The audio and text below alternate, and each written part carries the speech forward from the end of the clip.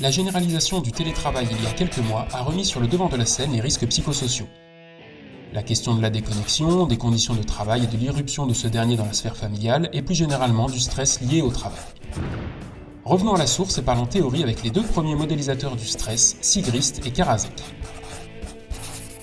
Le modèle de Karasek décrit une situation comme génératrice de stress lorsqu'elle provoque un déséquilibre entre la demande psychologique faite à un individu et les ressources dont il dispose pour y faire face, l'attitude décisionnelle et soutien au travail notamment. Concrètement, on a par exemple d'un côté des objectifs hors de portée ou pas clairs, des changements trop fréquents, etc. De l'autre côté, on a d'une part les moyens que l'entreprise met à disposition, le temps, les outils, l'équipe, etc.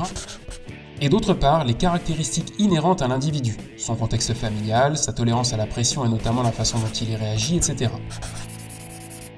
En cas de déséquilibre dans cette équation, l'individu se retrouve en situation de stress. Le modèle de Sigrist fait plutôt intervenir un déséquilibre entre effort et récompense. Il faut savoir que dès l'enfance, on nous récompense à l'effort fourni. L'entreprise, quant à elle, récompense au résultat. Par conséquent, lorsque le salarié fait des efforts qui produisent de bons résultats, l'entreprise le rémunère, selon elle pour la performance et selon le salarié pour l'effort.